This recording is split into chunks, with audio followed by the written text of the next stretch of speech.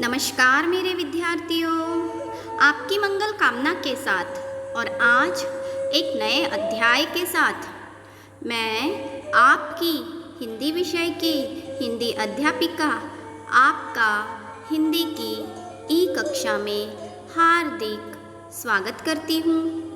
विद्यार्थियों, आज हम कक्षा 7वीं में विषय हिंदी में पाठ्यपुस्तक ज्ञान सागर से पाठ एवरेस्ट की चुनौती इस पाठ का अध्ययन करने वाले हैं।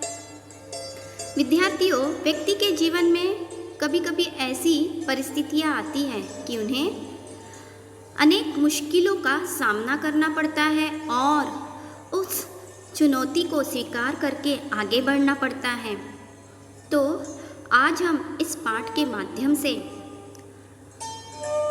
यह अध्ययन करेंगे कि जब एवरेस्ट की चढ़ाई की जाती है तो किन किन मुश्किलों का सामना करना पड़ता है, किन किन चुनौतियों को स्वीकार करना पड़ता है और इनको मुंह देते ही आगे बढ़ना पड़ता है। तो आइए पाठ की ओर चलते हैं। आप जानते होंगे कि संसार का सबसे ऊंचा पर्वत माउंट एवरेस्ट है। यह समुद्र से 8,848 मीटर ऊंचा है। इसके उत्तर दिशा में तिब्बत है तो दक्षिण दिशा में नेपाल है। तिब्बती इसे चोमोलुंगमा कहते हैं अर्थात संसार की माता, तो नेपाली लोग इसे सगर माता के नाम से पुकारते हैं।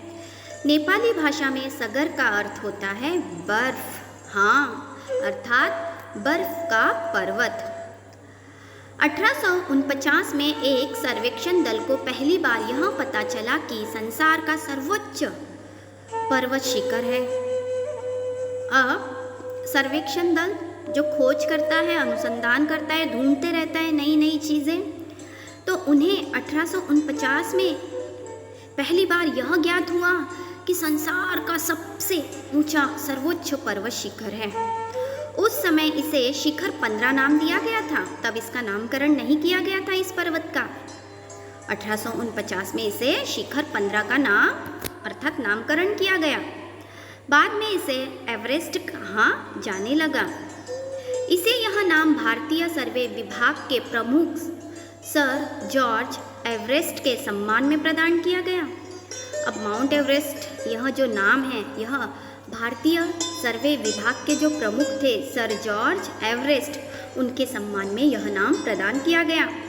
सबसे पहले 1921 में ब्रिटिश पर्वतारोहियों के एक दल ने इस शिखर पर चढ़ने का प्रयास किया। सर्वप्रथम ब्रिटिश पर्वतारोहियों ने इस शिखर पर चढ़ने का प्रयास किया, परंतु दक्षिण दिशा में तिब्बत में इन्हें अनेक कठिनाइयों का सामना करना पड़ा। 3 महीने तक संसार के इस अज्ञात भाग की यात्रा करने के बाद वे इंग्लैंड वापस लौट आ गए। अब 1921 में जो ब्रिटिश के पर्वतारोही थे, उन्होंने इस पर्वत पर चढ़ाई करने का प्रयास किया, लेकिन दक्षिण में तिब्बत में इन्हें अनेक कठिनाई, अनेक मुश्किलों का सामना करना पड़ा और 3 महीने तक लगातार संसार के इस अज्ञात भाग में यात्रा करने के बाद वे 3 महीने तक उस पर्वत के आसपास के भाग में उन्होंने यात्रा की, खोज की और फिर अंत में इंग्लैंड वापस लौट गए। इसके दूसरे साल एवरेस्ट की चढ़ाई करने के लिए एक ब्रिटिश दल ने प्रयास किया। ठीक इसी के दूसरे साल मतलब 1922 में और एक ब्रिटिश दल जो है इस शिखर की चढ़ाई करने का प्रयास करता है। वह भी 8,321 मीटर की ऊंचाई तक पहुंच सका था। और इसकी ऊंचाई कितनी है छात्रों? 8,848। हाँ, मतलब उन्होंने 8,321 की मीटर की ऊंचाई पार कर ली थी। इसके बाद तो अनेक दलों ने इस शिखर पर चढ़ने का प्रयास किया। काफ़ी अनेक विदेशों के दल आए, उन्होंने भी बहुत कोशिश की, किंतु सर्वप्रथम जिसे यह सम्मान मिला एवरेस्ट पे पहुंचने का, 1953 में शेरपा तेनसिंह और न्यूजीलैंड के एडमंड हिलेरी को शिखर छूने में सफलता मिली। सर्वप्रथम 1953 में अनेक दल आए अनेक दलों ने चढ़ने का प्रयास किया लेकिन कोई सफल नहीं हो पाया। लेकिन 1953 में शेरपा तेंसिया और न्यूजीलैंड के एंडमैन हिलेरी को शिखर छूने में सफलता प्राप्त हुई। इसी शिखर को छूने के लिए 26 मई 1965 को सवेरे बहुगुणा रावत, वीपी सिंह और मैं अगले आधार शिविर से शिखर के लिए चले। अब यहाँ पे बताया जा रहा है कि इसी माउंट एवरेस्ट की चढ़ाई करने के लिए 26 मई 1965 को सवेरे बहुगुणा रावत, वीपी सिंह और मैं मतलब लेखक इस शिखर पर निकल पड़े। बहुगुणा और रावत एक रास्ते में बंधे थे। अब बहुगुणा और रावत एक रस्से से बंधे हुए थे। विद्यार्थियों, जब भी हम किसी पर्वत या शिखर की चढ़ाई करते हैं तो एक दूसरे को रस्सी से बांधकर चढ़ते हैं ताकि एक दूसरे बैलेंस संभाल सके। हमारे साथ सहायता के लिए 12 शेरपा थे। शेरपा जो इन पर्वतारोहियों के साथ उनका सामान ढोने के लिए उनके आगे आगे पीछे पीछे चलते हैं। जब हम कैंप 4 पर पहुँचे, सूरज डूब रहा था। अब इस पाठ के माध्यम ने लेखक ने एवरेस्ट की चढ़ाई के समय जिन जिन कठिनाइयों का सामना उन्हें करना पड़ रहा था उसका वर्णन इस पाठ में किया गया है। लेखक कहते हैं कि जब हम नंबर 4 के कैंप में पहुंचते हैं तब तक सूरज डूब रहा था। मैं सारी रात करीब करीब जागता ही रहा। लेखक बताते हैं, मुझे नींद नहीं आ रही थी, मैं जागता ही रहा क्योंकि मैं जानता था कि सोते समय अगर मैंने करवट ली तो तंबू लुढ़क कर 3000 फीट नीचे जा गिरेगा। लेखक को भली भांति ज्ञात था अगर मैंने थोड़ी भी करवट बदली तो जहाँ पर उनका कैंप लगा था, क्योंकि चारों ओर बर्फ़ की पहाड़ियाँ थी ढलान वाली, और जहाँ कहीं पैर भी हमारा थोड़ा सा पड़ जाता है तो दरार पड़ती है और हम सीधे नीचे जाकर गिरते हैं। तो लेखक इस बात से भली भांति अवगत थे कि अगर मैं थोड़ी सी भी करवट बदलता हूँ तो सीधे मैं नीचे 3000 नीचे जाकर गिरता हूँ, 3000 फीट नीचे जाकर गिरूंगा। स्थानाभाव मतलब स्थान के अभाव के कारण सभी तंबू एक पात में लगाए गए थे।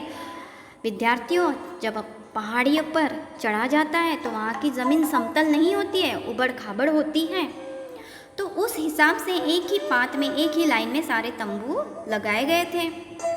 सवेरे हम लोग ऑक्सीजन लगाए 10:15 बजे निकले। दूसरे दिन सूरज निकला, सभी ने अपने अपने ऑक्सीजन लगाए और 10:15 बजे निकल गए। वहाँ सख्त काली चट्टानें थी या पत्थर के बड़े बड़े टुकड़े थे। लेखक बताते हैं, चढ़ाई करते समय हमें सख्त काली काली चट्टानें आई, पत्थर के बड़े बड़े टुकड़े भी आए।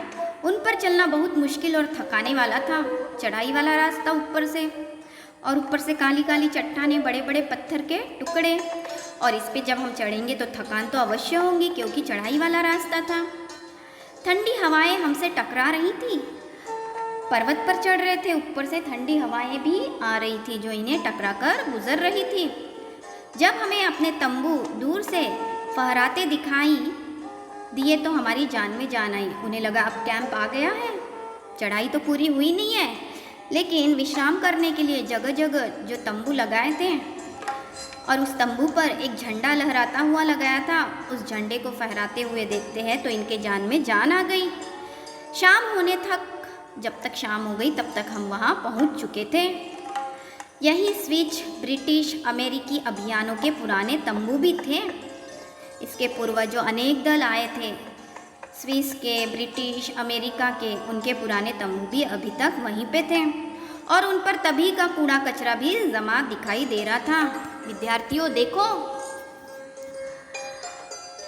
हम उस पर्वत की चढ़ाई करने तो जाते हैं लेकिन साथ साथ में उस सुंदर से पर्वत पर भी कूड़ा कचरा फेंकने से नहीं चूकते हैं, उसे भी हम गंदा कर देते हैं। तो हमें हर जगह स्वच्छता का ध्यान रखना चाहिए। तो वहाँ पर कूड़ा कचरा पड़ा हुआ था, जैसे खाने पीने की बोतलें, प्लेट, सभी वहाँ पे पड़ा हुआ था कचरे की भांति। उन पर चलना बहुत मुश्किल और थकाने वाला हो रहा था। हम इन तंबुओं को आसानी से पहचान गए। कैसे नहीं, क्योंकि उनके देश के वहाँ पे झंडे लहरा रहे होंगे।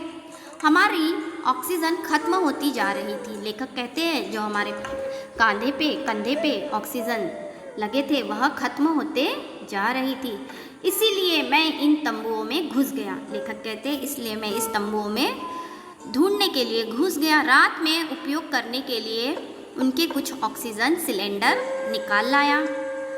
रात के लिए प्रयोग करने के लिए तंबुओं में पहले के दल के कुछ ऑक्सीजन सिलेंडर हो गए तो वह निकाल कर लाए। यहाँ वीपी सिंह बीमार पड़ गए।